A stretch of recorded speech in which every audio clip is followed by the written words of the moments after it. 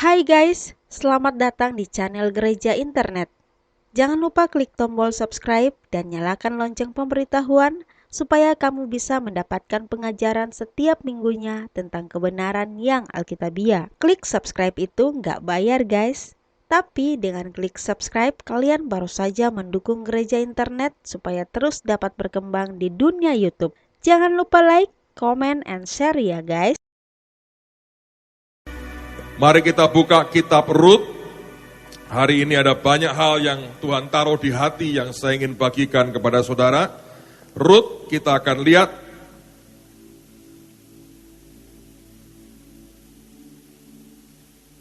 pada pasal yang pertama.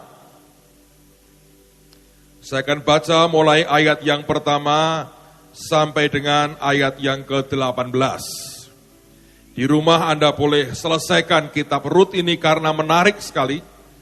Tapi hari ini kita akan lihat Rut pasal yang pertama, ayat yang pertama sampai dengan ayat yang ke-18. Pada zaman para hakim memerintah, ada kelaparan di tanah Israel. Lalu pergilah seorang dari Betlehem Yehuda beserta istrinya dan kedua anaknya laki-laki ke daerah Moab untuk menetap di sana sebagai orang asing. Nama orang itu ialah Elimelech, nama istrinya Naomi, dan nama kedua anaknya Mahlon dan Kilion. Semuanya orang-orang Efrata dari Betlehem Yehuda. Dan setelah sampai ke daerah Moab, diamlah mereka di sana. Kemudian matilah Elimelech dan suami Naomi, sehingga perempuan itu tertinggal dengan kedua anaknya. Keduanya mengambil perempuan Moab, yang pertama bernama Orpa, yang kedua bernama Rut, dan mereka diam di situ kira-kira 10 tahun lamanya. Lalu matilah juga keduanya, yakni Mahlon dan Kilion, sehingga perempuan itu kehilangan kedua anaknya dan suaminya. Kemudian berkemaslah ia dengan kedua menantunya, dan ia pulang dari daerah Moab, sebab di daerah Moab ia mendengar bahwa Tuhan telah memperhatikan umatnya dan memberikan makanan kepada mereka. Maka berangkatlah ia dari tempat tinggalnya itu bersama-sama dengan kedua menantunya. Ketika mereka sedang di jalan untuk pulang ke tanah Yehuda, berkatalah Naomi kepada kedua menantunya itu, "Pergilah, pulanglah masing-masing ke rumah ibunya.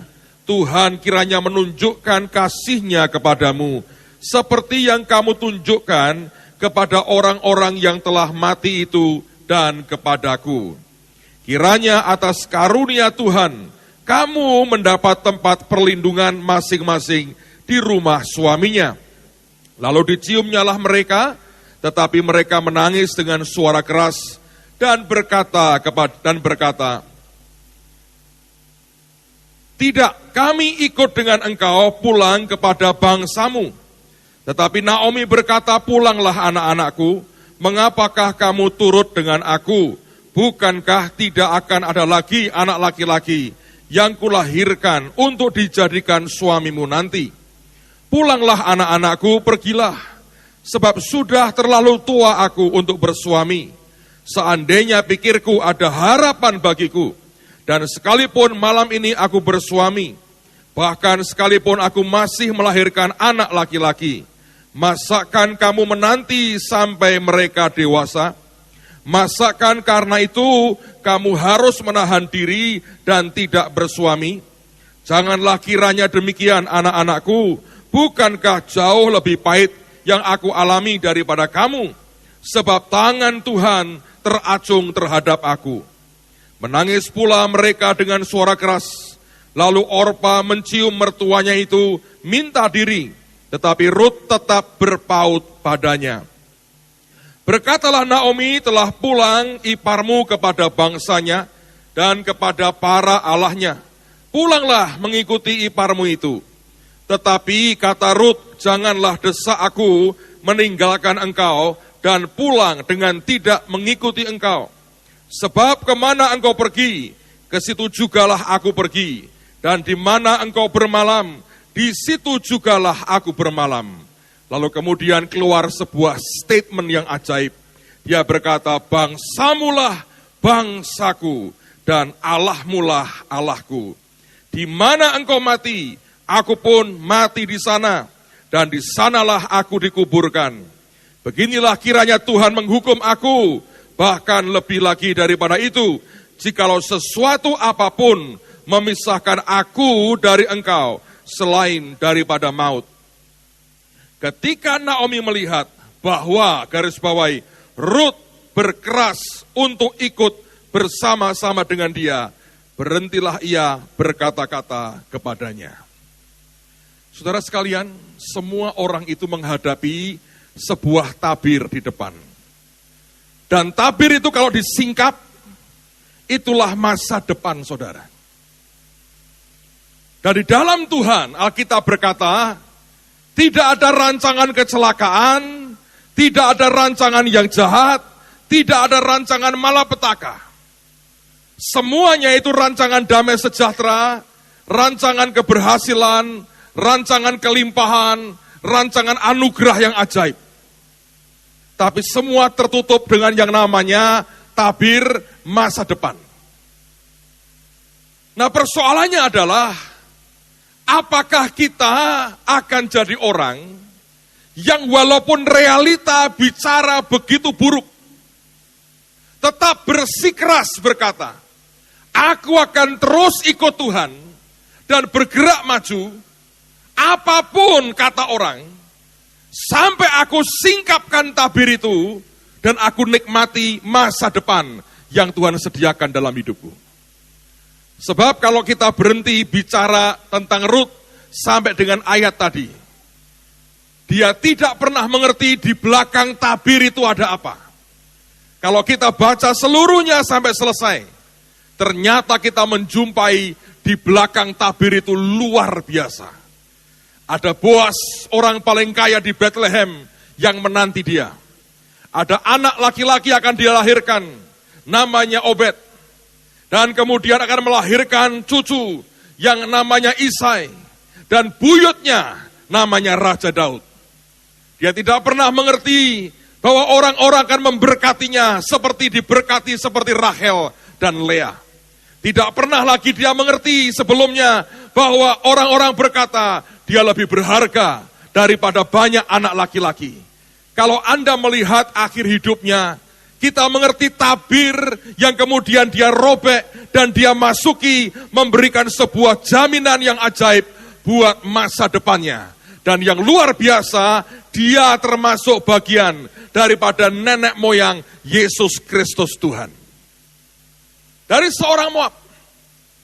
Anda tahu Moab itu dilahirkan karena perkawinan insest antara bapak dengan anak kandungnya. Bangsa ini lahir dalam sebuah kekonyolan dosa yang mengerikan. Tapi kemudian Tuhan ambil satu orang. Dan kata kuncinya adalah dia berkeras mengikuti akan Naomi.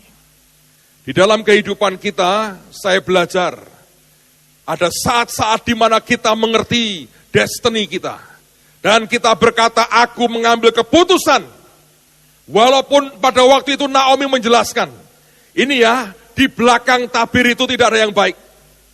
Aku tidak punya anak laki-laki lain. Engkau nggak mungkin kawin lagi seumur hidupmu. Dia mau berkata begini, kalau engkau ikut aku, engkau akan menjanda sampai hari matimu. Aku sudah miskin, nggak punya apa-apa. Aku sudah melarat, tidak punya apa-apa. Dan dia berkata, untuk apa engkau ikut aku? Engkau akan menjanda sampai hari matimu. Engkau masih muda, engkau bisa kawin lagi. Apa gunanya engkau ikut aku? Dijelaskan begitu rupa. Dan yang luar biasa, Rut berkata begini, bangsamu ialah bangsaku.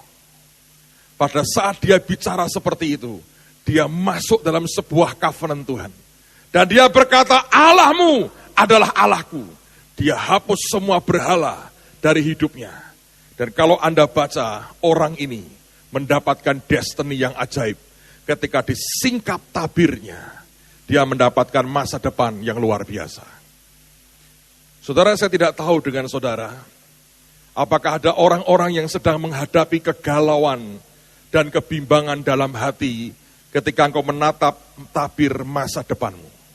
Sebagian berkata, kalau nanti aku buka tabir itu, bencanakah atau anugerah? Saya berkata buat saudara, kalau sungguh engkau anak Tuhan Yesus, tidak ada rancangan Tuhan yang jahat mengenai hidupmu. Dia merencanakan yang luar biasa.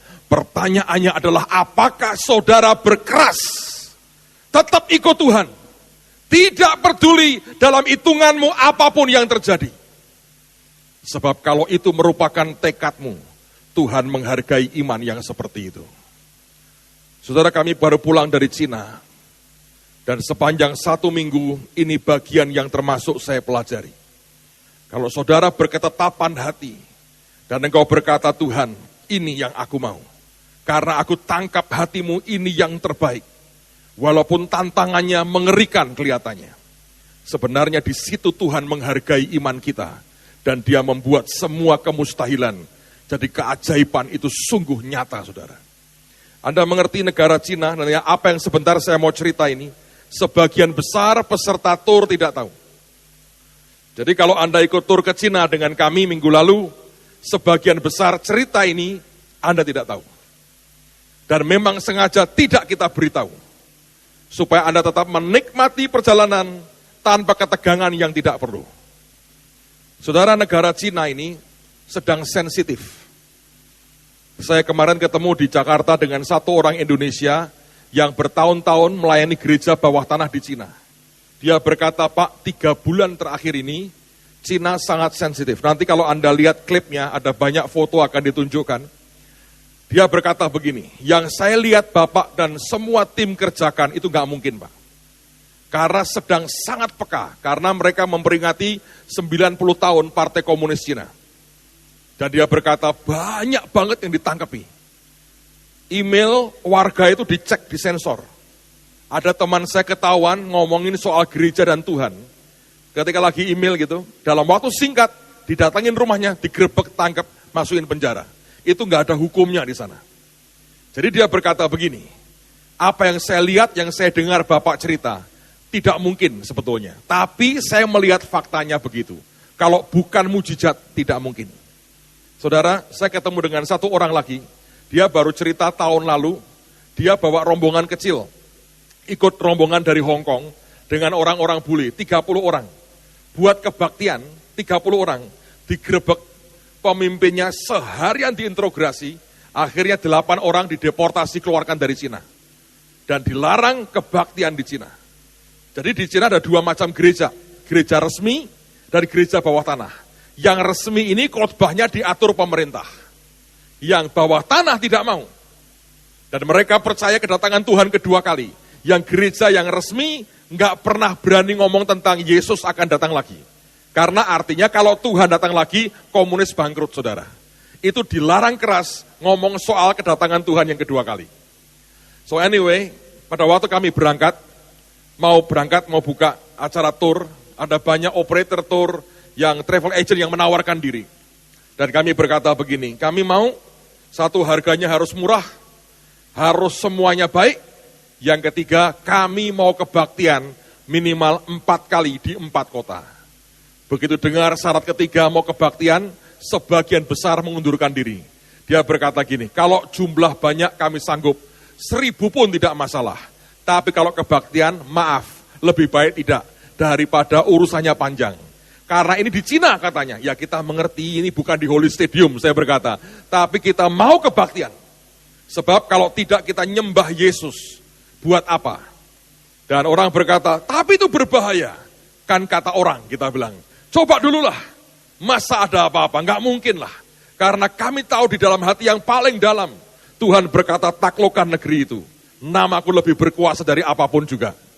Saudara, pada akhirnya ada satu yang memberanikan diri, dan itu yang kami pakai, dan ajaib sekali, dia buat survei ke Cina, ke 4 kota yang kita minta, kemudian datang ke restoran, ke hotel, cari tempat untuk boleh kebaktian. Dan di tiap kota ada yang berkata, kebaktian oke, asal restoran berkata, makan di sini, kebaktian tidak masalah. Jadi ideologi kalahnya sama siapa? Duit, saudara. Ya toh? Pokoknya kalau duit, cincai lah. Kebaktian oke. Asal apa? Duit, saudara. Makanya saya tadi berkata begini, dari pagi-pagi saya tulis begini. Uang memang perlu sih sebetulnya. Tapi mood hidup kita jangan ditentukan oleh uang. Karena kalau begitu, engkau ditentukan oleh orang-orang mati. Karena sebagian besar yang fotonya di duit itu, orang sudah mati semua. Ya toh? Jadi kalau saudara, hidupmu diatur oleh duit, engkau lagi dipimpin oleh orang mati. Kemana? Ke kubur. Janganlah mood kita ditentukan oleh orang mati. Ingat, Yesus yang kita sembah, Yesus yang hidup. Amen, saudara. Ada banyak orang kalau wajahnya kelihatan, lagi murung begini, orang duit-duit pasti. Ya toh? Lagi happy, nah ini gang taunya banyak ini. Jangan jadi dead man walking, saudara. Jangan jadi orang mati yang berjalan. Kita bukan diatur oleh orang mati. Kita diatur oleh Yesus yang hidup, yang bangkit dari antara orang mati. Amen. So, akhirnya kita berangkat. Rombongan besar sekali. Tadinya mereka juga nggak percaya, mana mungkin lah. Tapi kita bilang paling tidak 600 orang. Ujungnya 619 kalau tidak salah. Kita berangkat dan kemudian kebaktian pertama di Shanghai. Saudara, ini hal yang menarik sekali. Kita makan malam, kemudian kita mau kebaktian di tempat yang sama. Lagi ngatur, set up semua, mereka kaget yang punya restoran. Karena semua anak-anak kami pakai kostum, pakai jubah. Ketika pakai jubah, mereka bilang begini, loh, gak boleh pakai jubah. Jadi selama di Cina itu, yang diributkan mereka itu jubah. Gak boleh. Nah terus gimana? Kalau haleluya boleh. Kalau jubah gak boleh. Lah apa bedanya? Ini pasti bukan haleluya ini. Karena pakai jubah. Loh ini haleluya. Loh kalau haleluya boleh. Ributnya kalau haleluya boleh, kalau enggak haleluya malah enggak boleh. Maka Pak Hasto tiap kali haleluya, haleluya. Orang bilang ini kok guyonan haleluya? Bukan, supaya mereka yakin kita haleluya, saudara. Aneh enggak? Di Shanghai loh. Maka kita berkata ini tuh bagian dari ibadah kita. Ya pakai begini, kamu lihat aja gitu. Ternyata waktu kita nyanyi, kita nari, mereka senang. Pegawainya pada ngerekam pakai handphone mereka. Entah enggak kan made in China, saudara. Pokoknya dicoba dulu. Karena beberapa orang beli barang dengan bangga. Dinyalain mati, saudara. Enggak keluar apa-apanya, cuma gelap. Dengan bangga, nih 100 yuan. Tak langsung off selama-lamanya. Nah, saudara sekalian, pada waktu itu kita selesaikan yang pertama. Saya terharu sekali sih. Saya berkata, saya sadar betul ini di Cina, bukan di Indonesia.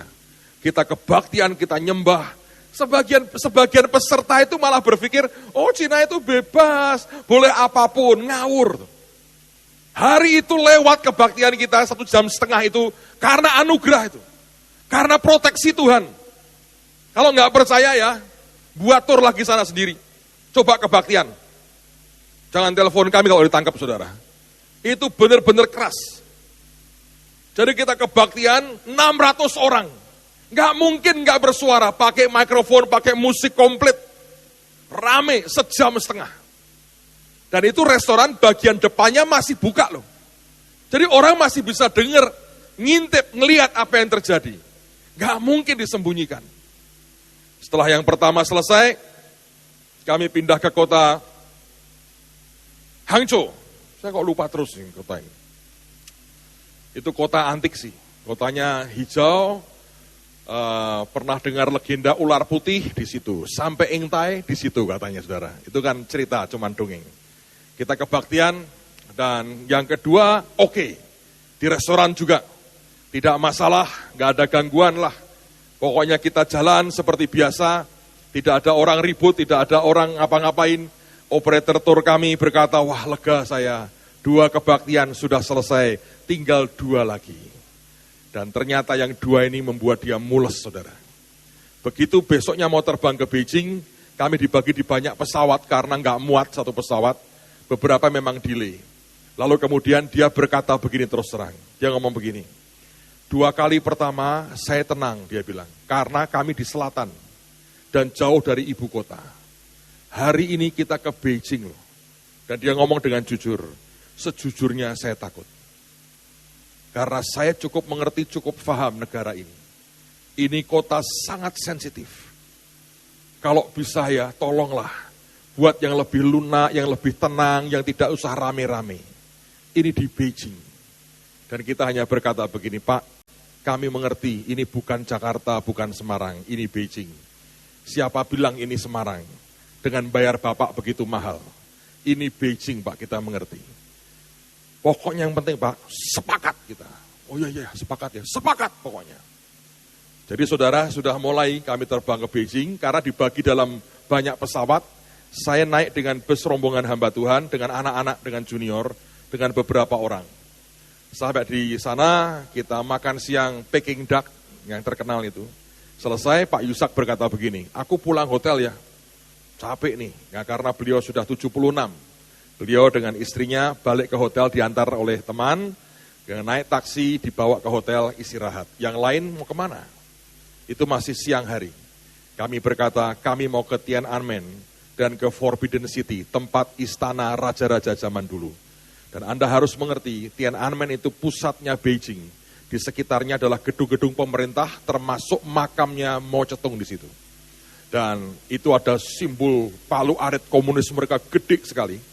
Kalau Anda masih ingat sekian tahun lalu demonstran di sana, ditembak itu, dilindas dengan tank, ditindas habis saudara. Dan banyak korban, itu di Tiananmen. Dan sebetulnya, ini teman kami yang dari TX berkata, 2 bulan yang lalu, dia bawa rombongan, hanya foto grup tuh, foto bersama, bentangkan spanduknya TX. Didatangi polisi, digulung, dirampas spanduknya, dibubarkan. Bawa bendera Toraja, diperintahkan turunkan, nggak boleh. Sampai segitunya loh. Jadi kita tidak pernah ngomong ke semua peserta, ini berbahaya loh, enggak. Biarkan mereka menikmati kebebasan, yang penting Tuhan berkata apa kita lakukan.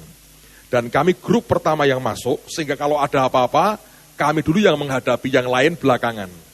Tapi saya mau bersaksi buat saudara, nanti Anda boleh lihat di foto-fotonya. Yang orang berkata mengerikan dan tidak mungkin. Kalau Tuhan berkata bisa, tidak ada yang bisa menghentikan kita. Saudara, saya mau berkata begini.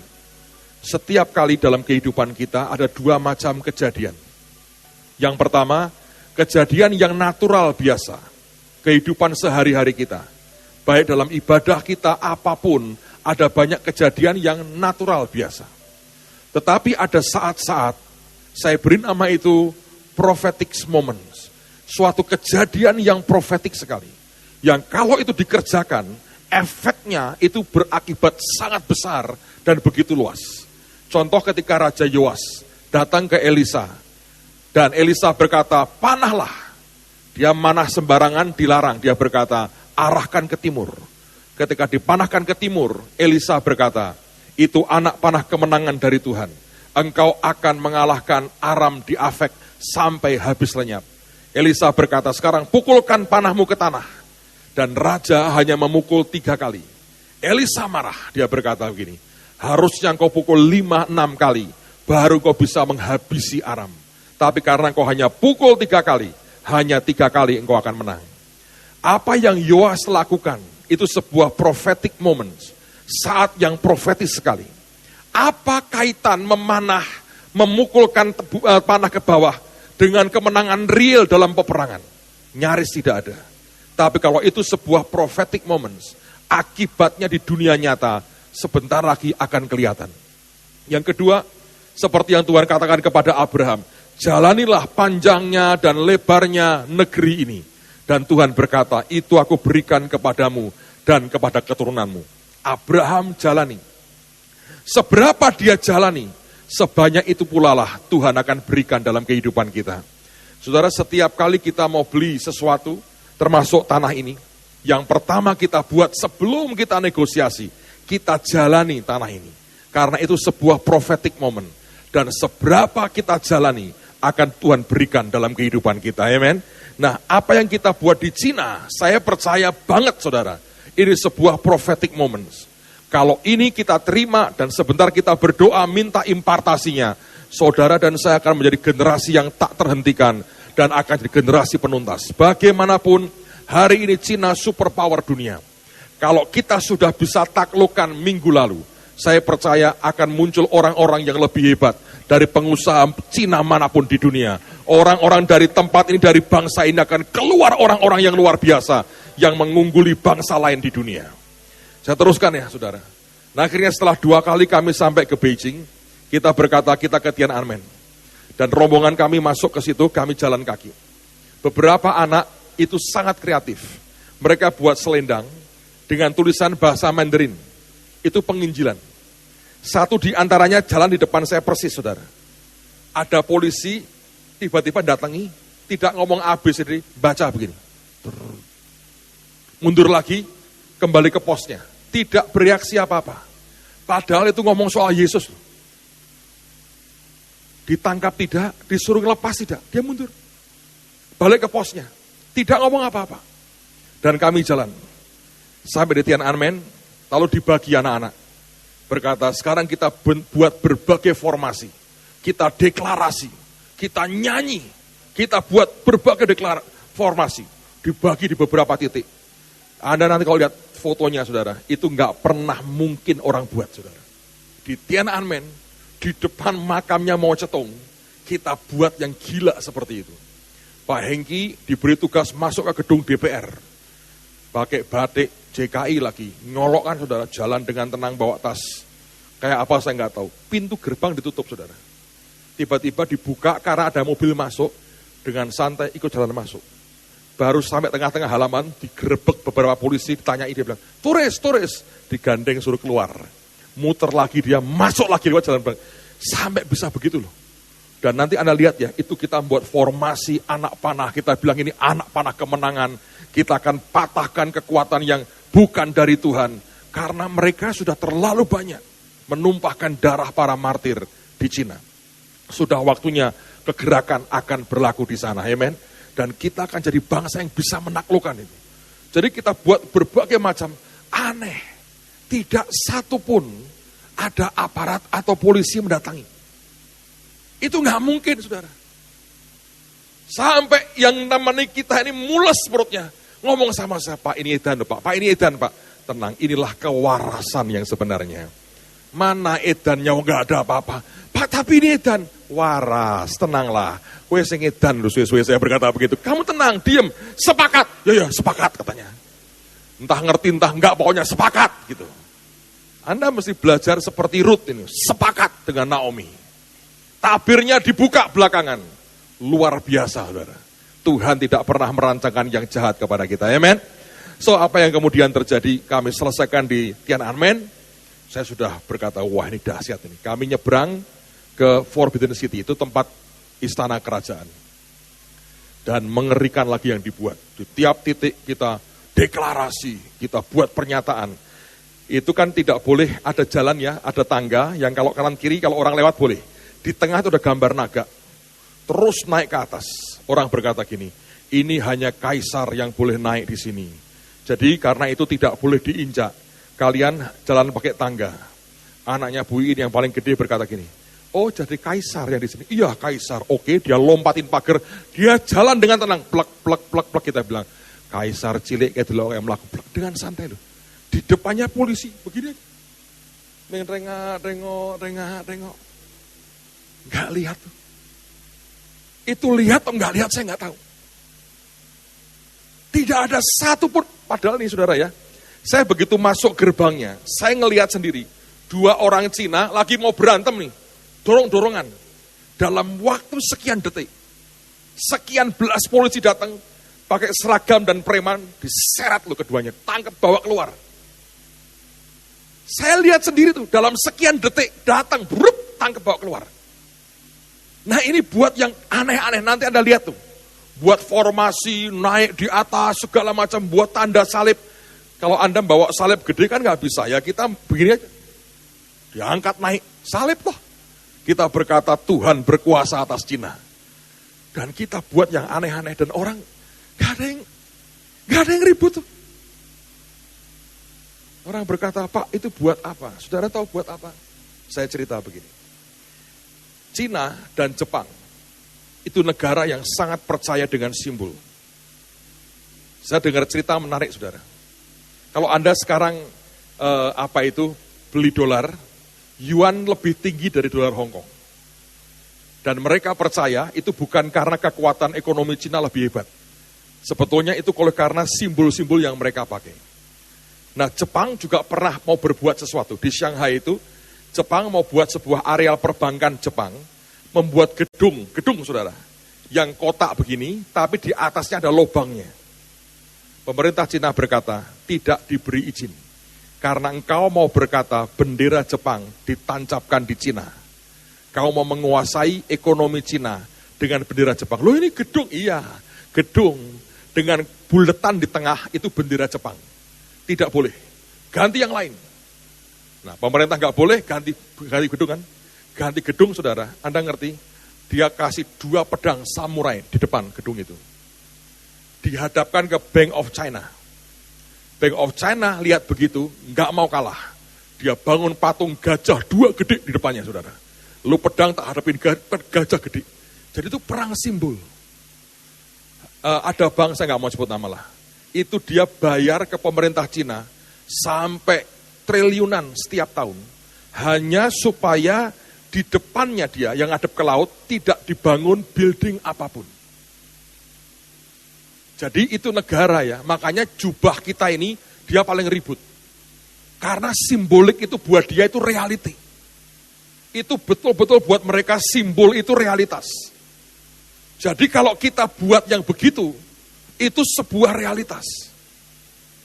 Ini saya cerita saudara ya, kami itu di Beijing nonton akrobat. Teman-teman yang pernah lihat di gedung itu berkata, akrobatnya clean, nggak ada macam-macam. Ketika mereka ngerti rombongan gereja datang, mereka buat penampilan khusus. Yang keluar setan, kobra, dan buat formasi salib terbalik. Sampai orang-orang itu yang pernah nonton berkata, ini kok aneh hari ini. Memang kita blok semua tempatnya, hanya untuk rombongan kita. Karena sudah penuh. Dan mereka sambut kita dengan setan, dengan salib terbalik. Jangan Anda berpikir ya, oh itu kebetulan. Itu mereka mau berkata, gua balik loh. Saudara, itu ceritanya lucu lah. Itu anak-anak di depan kan, begitu lihat setannya muncul, semua pakai minyak urapan, pakai tuman, disemproti setannya, saudara. Bayangin. Sampai operatornya tuh pernah berkata, loh saya ninjau, itu akrobat murni. Nggak ada cerita begini. Khusus hari itu, saudara, dibuatkan setan. Itu sebuah permainan, saudara, tanda petiknya.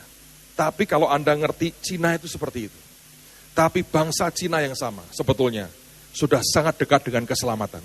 Saya nggak tahu tulisan Mandarin ya, tapi teman saya ngomong begini, Pak, bahasa Mandarin tuh huruf-hurufnya itu merupakan itu Kristen banget. Dia bilang gini, tulisan nama Bahtera misalnya ya, itu gambarnya adalah perahu dengan 8 orang, itu Bahtera. Siapa itu? Bahtera Nuh kan? Nuh istrinya, 3 anaknya, 3 mantunya, 8 orang. Itu apa? Itu banyak tulisan yang sebetulnya simbol Kristen begitu banyak. Jadi kalau mereka dibuka mata rohani mereka, saya percaya lawatan Tuhan akan terjadi. So, hari itu kita buat yang mengerikan di Forbidden City, dan kelompok-kelompok lain saya nggak tahu, tapi yang saya ikuti hari itu memang membuat orang mules, saudara. Selesai, kami keluar dan harus nunggu bus. Jalan nyebrang jalan ya. Nah, persis rombongannya Pak Hasto juga pas selesai. Jadi kami nyebrang, lalu saya ngomong begini sama anak-anak, katanya tarian di jalan-jalan.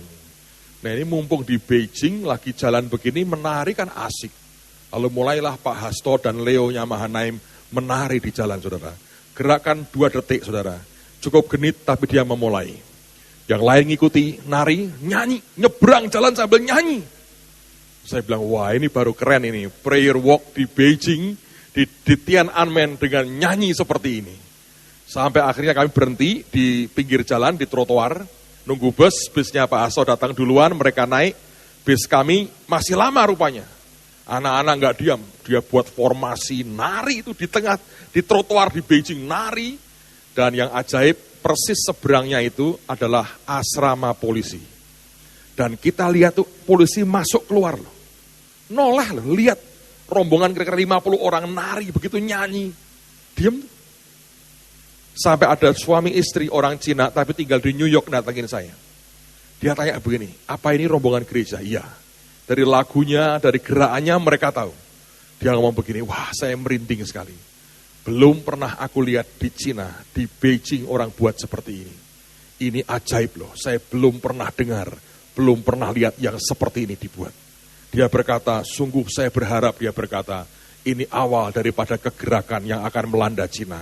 Kami sudah lama mendoakan untuk itu. Saudara, hari itu selesai, tapi sore harinya apa yang terjadi? Operator tour kami diberitahu oleh operator tour yang di Cina. Dia berkata begini, mereka berkata gini, Pak, Bapak sebaiknya malam ini cari tiket dan besok pagi-pagi pulang Indonesia. Sebab kami sudah dengar semua yang kalian lakukan, dan di mana-mana CCTV, foto kalian ada di mana-mana, dan tinggal tunggu waktu Bapak akan ditangkap. Jadi demi keamananmu, saya anjurkan malam ini cari tiket, dan besok pagi pulang Indonesia. Saudara, kami tidak beritahu peserta, nanti ribut, sebagian pengen pulang, sebagian pengen apa. Kita berdoa, Tuhan bilang tidak akan terjadi apa-apa. Kita berkata, sepakat pokoknya, tidak terjadi apa-apa. Lalu dia ngomong gini, tolonglah, saya punya istri, saya punya anak. Pak, kami juga punya keluarga. Yang penting sepakat. Ya, sepakat pokoknya. Gak akan terjadi apa-apa, Pak. Lah kalau terjadi, gak boleh ngomong begitu, Pak. Harus sepakat. Ya, sepakat. Ngomong ke siapapun, jawabannya sama, sepakat. Mules gak, saudara, kalau Anda itu sudah, orang memwarning Anda akan ditangkap. Karena apa? Guide tour kami dan sopir bis, sebagian ternyata adalah tentara dan polisi yang masih aktif. Jadi dia ngerti persis yang kita buat. Tapi sepanjang perjalanan itu, yang saya dengar dalam hitungan saya, minimal 5 atau 6 di antara mereka, akhirnya dipimpin dan terima Tuhan Yesus, saudara. Luar biasa nih. Ini ajaib sekali. So, anyway, akhirnya kami selesai nonton akrobat yang mengerikan itu, kami pulang. Dan tetap kita minta besok pagi kebaktian. Yang punya hotel sudah takutnya luar biasa. Dan kita berkata, kamu sudah janji, kita boleh kebaktian. Akhirnya kita kompromikan. Oke, dia minta begini, 7:30 pagi harus kebaktiannya selesai. Boleh, kita kebaktian jam 6. Kita rubah jamnya, jam 6 kita kebaktian. Dia minta, jangan pakai jubah ya, tolong, jangan pakai jubah. Yang diributkan soal jubah terus. Akhirnya kita sepakat, tapi kebaktian boleh, khotbah boleh, nyanyi boleh. Hanya itu aja, jubah jangan dipakai. Kita bilang, ya, enggak jubah bawahan. Pokoknya pakai batik kita. Sama aja tuh, batik profetis, pakai selendang, pakai segala macam. Kita kebaktian, dan itu cukup menegangkan, pagi-pagi. Karena saya pernah ngalami dengan Pak Tim itu, ke Vietnam, digerebek polisi. Jadi mereka caranya begini, kalau mereka mau bubarkan itu ya, AC dimatikan dulu. Dengan harapan kepanasan keluar kita. Kalau masih gak mau bubar, lampu dimatikan. Listrik dimatikan.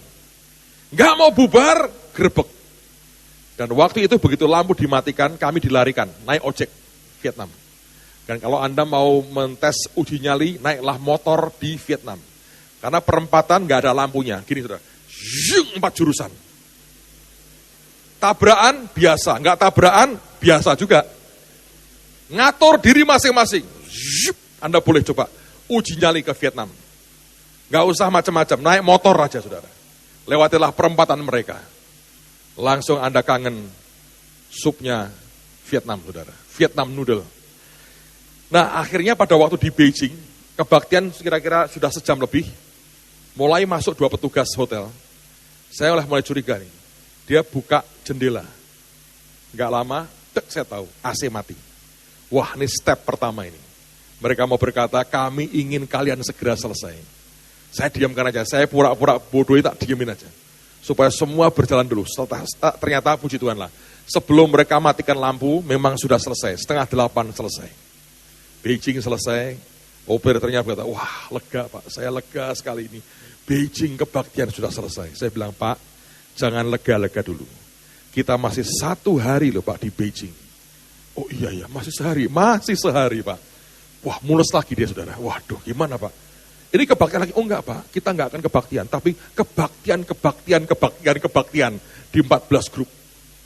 Dan hari itu kami bagi dalam grup-grup itu, dan saya dapat bagian singkat cerita mimpin ke bus yang pertama. Minggu depan saya mau share kepada Anda. Tapi saya mau berkata begini, kalau Anda memungkinkan, Anda cari rekaman khotbah saya di SHRK minggu lalu, berkat Abraham, Ishak, Yakub. Anda akan terima gambaran utuh. Minggu depan saya akan sarikan supaya Anda bisa dapatkan sekaligus. Dan kita akan mintakan berkat Abraham, Ishak, Yakub turun dalam hidupmu. Karena ini ajaib, saudara. Sampai di Great Wall, saya di Great Wall. Dan di Great Wall itu, saya kan sudah berkali-kali kan ke sana. Jadi, malas lah naik-naik gitu, capek. Saya bilang, yuk kita doa di sini. Doa, yang lain naik, saya di bawah turun, tunggu di bawah.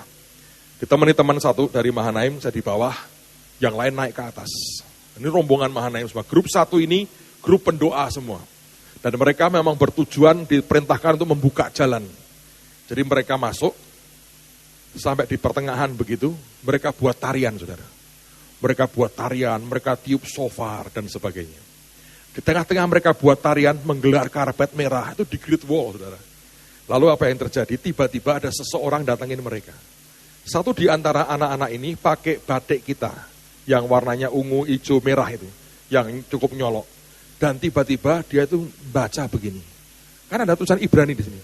Hineni. Dia bisa baca loh. Hineni. Dia kaget. Loh, kamu itu mata sipit, kok hineni? Emang kenapa? Aku orang Yahudi. Itu bahasaku, hineni. Aku tinggal di Galilea, dekat Yesus jalan di atas air. Katanya begitu, saudara.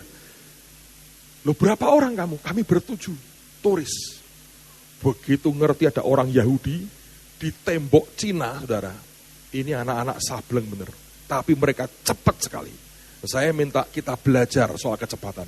Ngerti ini Yahudi, saudara. Dan kita mengerti ya, globalnya, gedenya, dunia itu duit Yahudi yang pegang. Tapi super powernya hari ini, negara loh ya, Cina yang kuasai. Amerika sudah gagal bayar. Amerika itu katanya utangnya berapa belas triliun dolar, saudara. Ini sudah nggak bisa, ini tinggal kalau nggak, aduh saya nggak tahu lah entah berapa lama bertahan. Kalau Alkitab bilang sih akan bangkrut. So apa yang terjadi? Pada waktu itu, ngerti ini orang Yahudi. Setelah selesai nari, datang mereka. Ambil dari dompet mereka, kasih duit orang Yahudi. Dikasih jam. Mereka kan buat jam profetis, dikasih macam-macam. Sampai gelagapan, no. Mereka berkata, kami mau memberkati kamu. Kami mau memberkati kamu. Jadi dikasih macam-macam, sampai gelagapan. Terus terakhir bilang gini, kamu orang Yahudi kan? Iya. Boleh nggak aku mendoakan kamu? Dengan duit, dengan jam, segala macam di tangan, ditambahi doa kan mantep. Boleh katanya. Didoain nangis, saudara. Nangis dipeluk, tambah nangis kenceng. Suaminya lihat, semua rombongan lain lihat. Terus selesai ngomong gini. Boleh nggak kita gandeng tangan? Indonesia dan Israel berdoa kita blessing Cina. Kita memberkati Cina. Supaya mereka juga kenal Tuhan yang hidup. Mereka kenal Allah Jehovah. Dan kenal akan Yesus Tuhan. Walaupun mereka bukan Kristen, saudara. Mereka masih orang Yahudi. Tapi mereka berkata, oke katanya. Jadi mereka buat formasi gandeng tangan. Lalu mereka doain Cina. Selesai, bubarkan saudara. Satu di antara mereka datangin saya. Cerita Pak, di atas ketemu orang Yahudi. Kok bisa saya bilang, ini bukan tembok ratapan loh, ini tembok besar Cina. Sama aja Pak, ketemu 7 orang. Cerita semuanya. Lagi cerita, mereka turun. Terus ngerombol dekat bis, saudara. Saya bilang, saya mau temuin mereka. Saya hanya mau say hi aja. Jadi akhirnya saya datang, saya samperin mereka, ngobrol. Suaminya ngomong sama saya gini, kamu ngerti arti hineni? Tahu. Saya ceritakan ke mereka. Ya pasti bener. Wong yang ngajari saya orang Yahudi yang di Yerusalem, saudara. Profesor, doktornya 3. 1 doktor ekonomi, 2 doktor teologi, 3 doktor, dia profesor, ngajari saya hineni, ini kan orang biasa. Ya profesor ngajari orang biasa, pasti bilang, wah bener, saya malah belum dengar yang komplit seperti ini. Jelas dalam hati saya, aku dia ngajari ya bangsamu dewe. Hineni, hono coroko, saya bisa ngajari deh hineni. Harus mereka yang ngajari. Jadi waktu saya cerita, dia kaget sekali. Lagi ngumpul begini, kita cerita-cerita sekali, tiba-tiba dari 7 orang itu, yang paling tua itu keluar dari grup, dari kelompok itu. Nggak tahu kenapa, nggak lama balik. Di tangannya ini bawa beberapa duit uang logam, tapi dia pegang satu yang warnanya kuning. Dia maju ke saya, dia sodorkan duitnya ke saya, dia berikan duit itu ke saya. Lah ada duit, orang Yahudi ngasih saya bilang, prophetic moment ini. Yahudi kasih duit ke saya.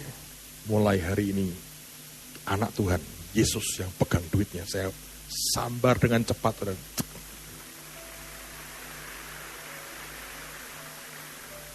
Dan sisanya dia bagi buat royoan.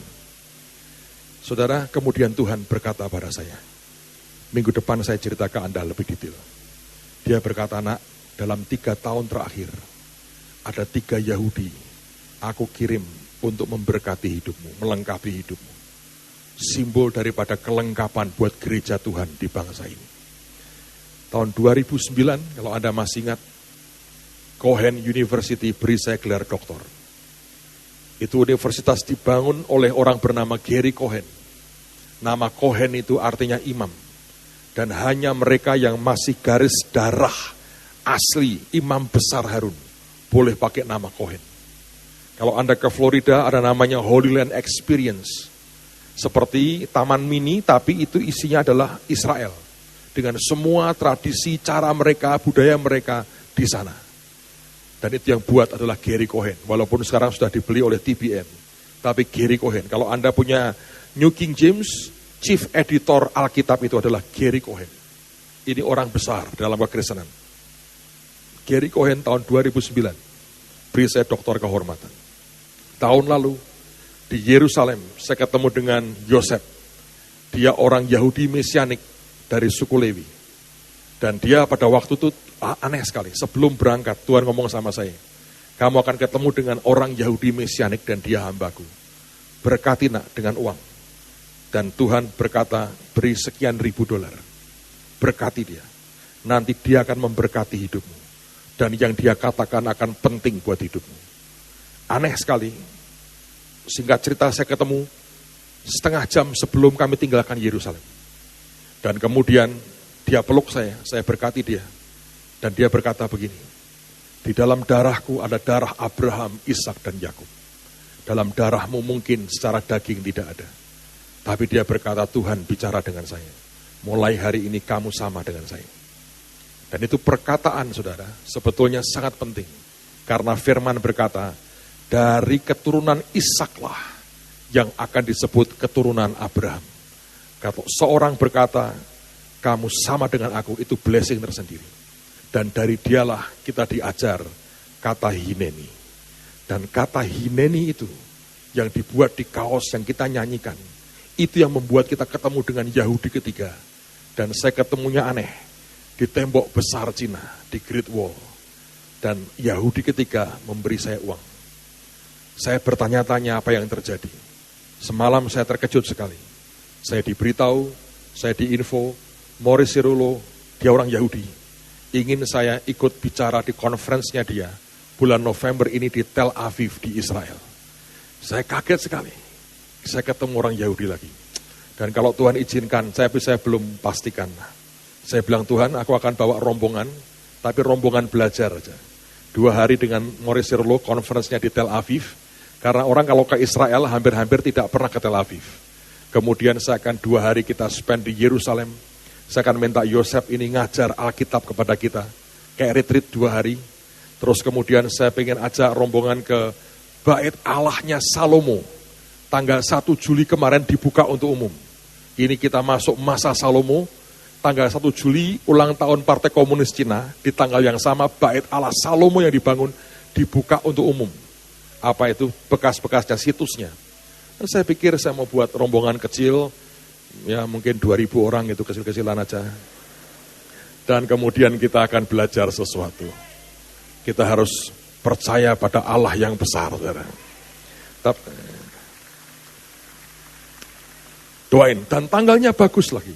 11 dan 12 November. 11, 11, 11. Sampai kapanpun susah cari yang begini saudara.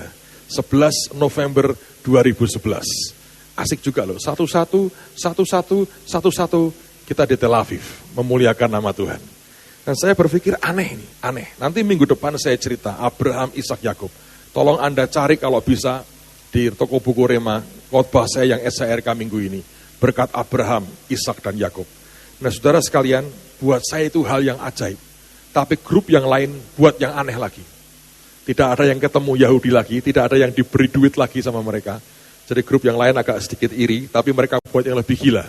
Ada yang datang di 12 pos, deklarasi, dan tiap pos mereka tiup shofar 9 kali. Saudara, itu Great Wall merupakan simbol Cina. Jadi kalau Anda berbuat itu merupakan keajaiban dunia. Di tengah-tengah keajaiban dunia, kita tiup shofar tiap titik 9 kali. Dari bawah suaranya jelas sekali. Dan tidak ada satu petugas pun yang mendatangi, mencegah, atau menghentikan. Kalau bukan Tuhan siapa, saudara?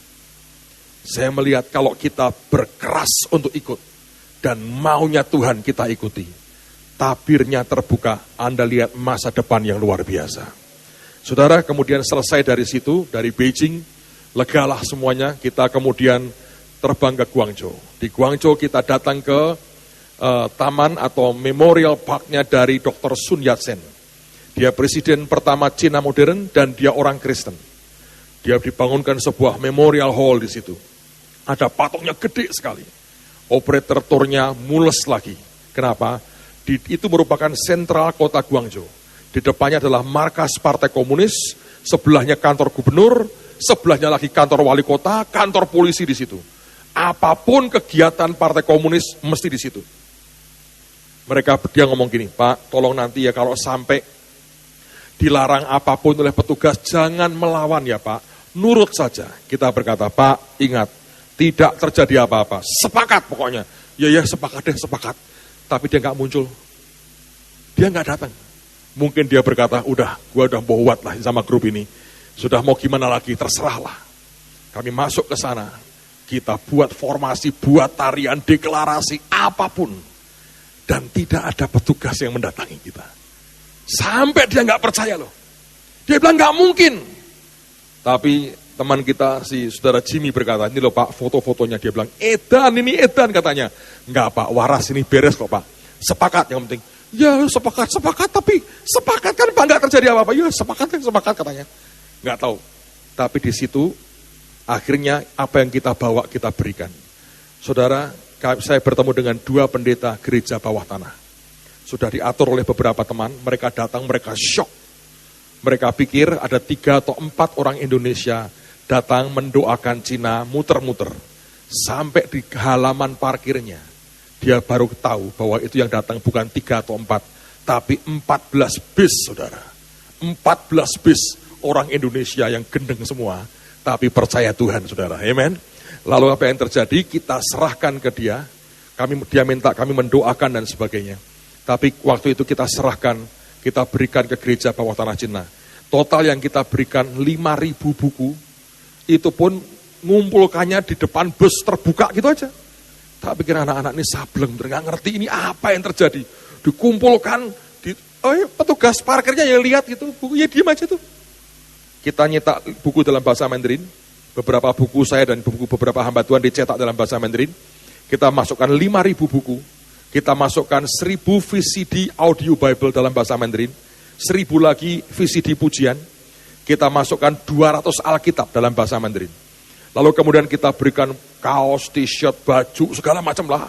Pada memberi yang aneh-aneh gitu. Dan duit rupiahnya, tapi kita konvertkan ke yuan ya. Saya hitung minimal itu 200 juta rupiah. Dan kemudian kita jemaat memberi dolar Amerika, memberi uang asing. Dan mereka memberikan reportnya, uang yuannya mereka bagi ke jaringan gereja-gereja mereka. Tapi uang asingnya aneh sekali. Mereka berkata, kami berikan kepada saudara seiman di Israel. Dikirim ke Israel, saudara. Bayangin, sebab obsesi mereka, kita mau membawa kegerakan dari Beijing sampai ke Yerusalem. Saya bilang, wah saingan dong sama kita. Kita menggelar karpet merah dari Semarang sampai ke Yerusalem. Dia dari Beijing sampai ke Yerusalem. Mana lebih cepat kita lihat, saudara. Mungkin kita mampir Cina dan bareng bersama-sama. Tapi saya lihat itu ajaib sekali. Ribuan barang tidak dibuka sama sekali. Semua masuk, semua clear. Dan mereka bawa pulang 2 mobil van mereka penuh barang. Masih beberapa koper mereka harus tenteng. Dan saya lihat mereka ketakutan, saudara. Dapat barang segitu banyak. Mereka berkata, ini ajaib sekali. Kita diberkati. Dan mereka mengatakan begini. Aku sudah dengar yang kalian lakukan. Dan kami percaya itu sebuah awal terobosan buat Cina. Tapi mereka juga berkata, karena kalian begitu mencintai bangsa kami, kalian berhak atas seluruh kekayaan Cina buat orang-orang Kristen di Indonesia. Itu hamba Tuhan dari gereja bawah tanah yang mengucapkan itu. Saya berdoa Anda terima dengan iman, saudara. Sebab itu seperti penyerahan kedaulatan dan mandat. Dan dipakai untuk kemuliaan nama Tuhan. Akhirnya saya persingkat dari Guangzhou kami bermalam di kota Tongguan. Itu kota kecil, hotelnya mewah sekali, bintang 6. Kami kebaktian terakhir jam 6 pagi. Dan jam 8 harus selesai, karena kita harus segera ke Shenzhen, dan dari Shenzhen kita masuk ke Hong Kong. Nah, operator turnya sudah tenang, dia bilang, wah lega lah, Tongguan beres lah, ini beres lah, itu gedung mewah sekali, milik anggota Partai Komunis Cina. Dia sudah bilang, pokoknya kalau nginep di hotel saya mau kebaktian, mau apa, bebas katanya.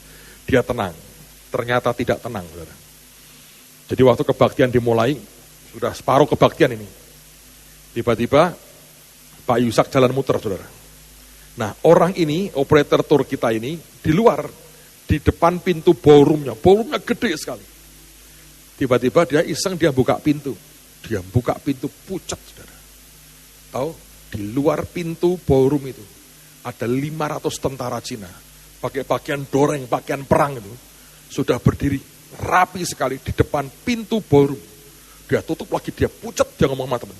Doa, ada tentara di situ. Pak Yusak diberitahu, Pak, om, tentara om. Dilihat betul 500 kira-kira, saudara. Pakai pakaian doreng. Waduh, tegang beberapa orang. Yang lain tidak tahu, saudara. Yang lain nyembah biasa, seperti di Holy Stadium pikirnya. Anda tahu engkau sedang dalam perlindungan Tuhan hari itu kalau mau tahu. Tapi yang penting kan jadi pembuat sejarah yang luar biasa, amen. Nah, tur ke Cina biasa, kalau kebaktian di Cina itu luar biasa. Nah, pada waktu itu kita diberitahu, Pak Yusak berkata, hati-hati loh ngomong, tentara tok. Lalu setelah kebaktian, terus pada waktu itu, saudara, saya merasa pressure-nya itu mulai muncul. Saya berdoa karena bagian saya khotbah dan Tuhan berkata begini, nak, kamu ingat peristiwa Cirebon. Tekanan membuat kalian berhenti. Ini seperti lari estafet. 3 putaran pertama kalian menang. Tapi putaran terakhir kalian kalah. Kemenangan yang 3 tidak ada artinya. Ini kebaktian terakhir. Kalau engkau bebaskan hatimu nyembah aku dan engkau khotbah, lakukanlah, kamu akan menang. Kalau Anda lagi khotbah, polisi datang. Yang orang ngerti pendetanya siapa? Yang khotbah lah. Saya tahu persis itu, saudara. Dan saya khotbah, saya sengaja tak panjang-panjangin khotbah saya, saudara. Dan saya tahu beberapa hamba Tuhan sudah cukup tegang. Pak Yusak duduknya sudah begini, mau lompat aja. Itu orang barbar toh bocah iki. Loh karena beliau yang lihat. Saya kan nggak lihat, cuman diberitahu, saudara. Nah itu yang di belakang itu, terus doa, buka lagi, udah turun ke lantai 1 tentaranya. Dia lega, dia bilang, luar biasa, sudah pergi mereka. Ayem. Seperempat jam kemudian buka lagi, ngumpul lagi, datang lagi katanya. Mukanya merah putih kayak Indonesia, bendera Indonesia. Itu rupanya dia mulesnya luar biasa, itu tentara di depan pintu. Tapi hari itu kita selesaikan dengan baik. Ya toh, kita deklarasi, kita nyembah segala macam. Begitu selesai semua, kan keluar. Saya ini pengen ngerti mana sih tentaranya. Saya buka pintu nggak ada tuh. Saya nggak ketemu. Saya cek. Saya pengen ngerti. Tuh tentara tadi ngapain? Ternyata mereka berkata, oh gini, tentara itu lagi ada acara. Dan pagi ini mereka mau makan pagi di hotel. Mereka pakai ballroom yang kalian pakai. Karena belum selesai nungguin di luar. Bayangin kalau kita bubarkan dengan ketakutan, Padahal tentara itu nggak ngapa-ngapain, mau makan pagi. Saudara, ada banyak hal dalam kehidupan kita, cuman lelucon setan. Kalau engkau kemakan itu, engkau tidak masuk tabir masa depanmu, tidak engkau koyak, engkau tidak masuk ke dalamnya. Nggak dapat apa-apa.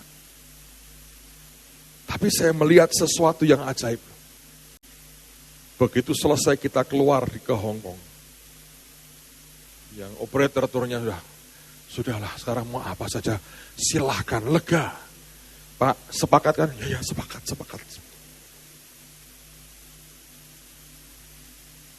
Lalu kemudian di Hong Kong, ya kita nggak shopping. Kita ke Victoria Park. Sabtu dan Minggu itu ribuan TKW.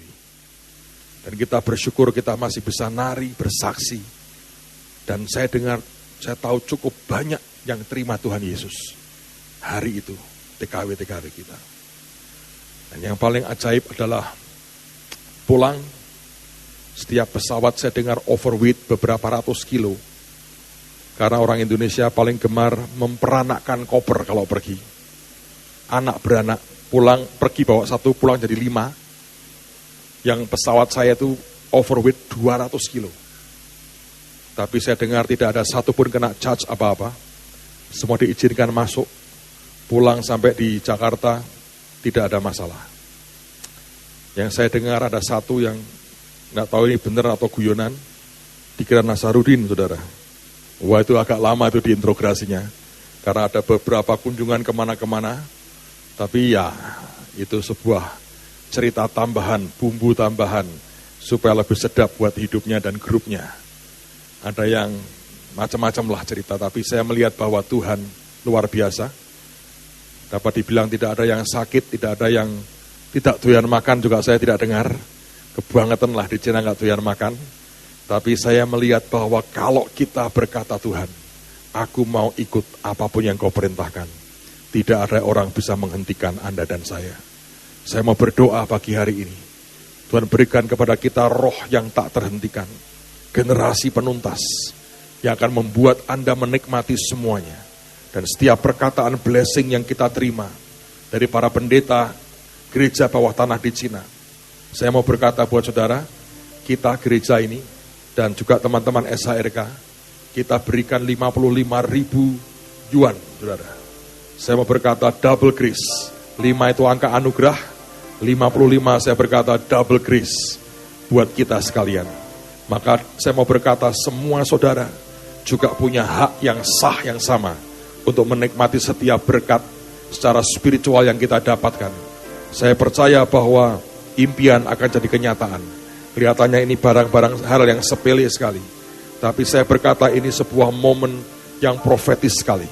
Dan kemenangan kita merupakan sebuah tanda bahwa Tuhan akan memberikan anugerah kemenangan yang luar biasa. Mari berdiri sama-sama, saudara.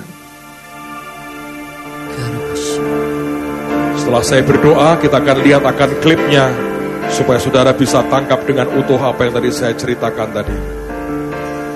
Mari angkat tanganmu di hadapan Tuhan. Siarabata shikarabata shikir. Sikarabata sikiri mata karama. Pura sikarala mata kayara mata kura la mata kaya.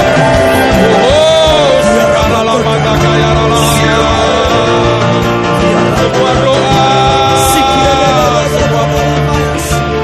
Ora mata kayara la mata shikere. Kiara la mata sokorolo. Oh,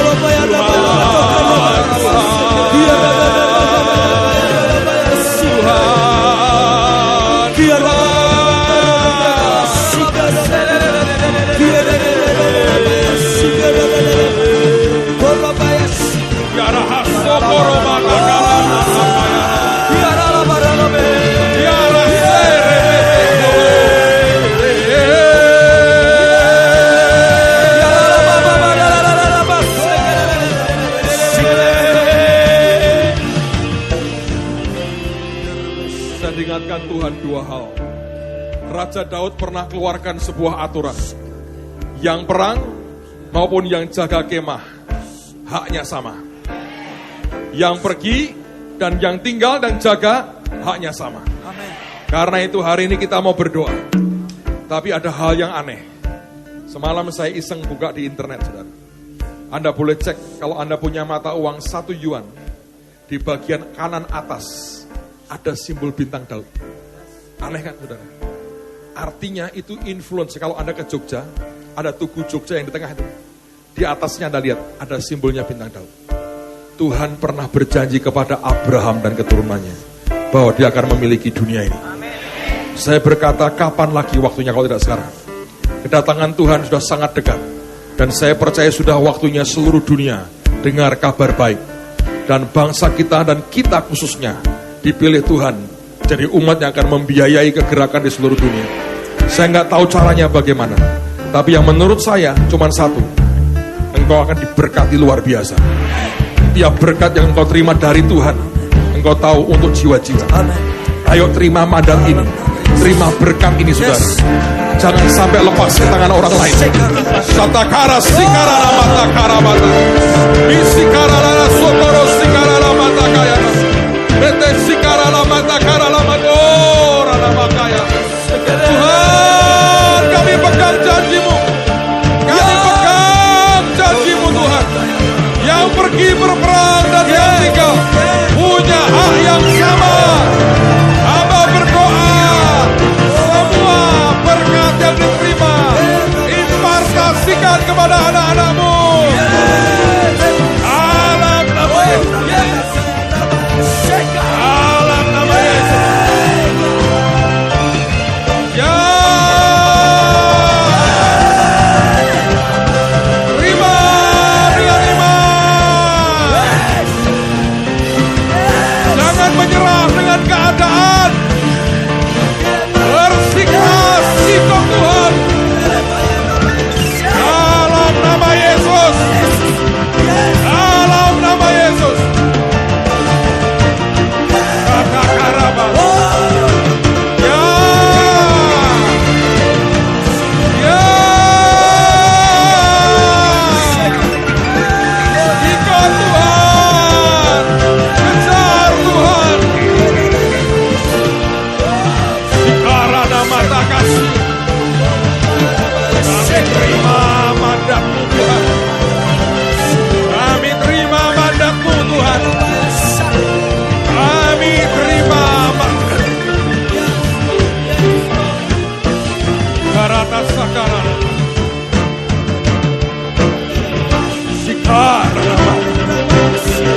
Terima kasih Tuhan. Terima kasih Tuhan. Meteraikan di hidup kami. Meteraikan di hidup kami.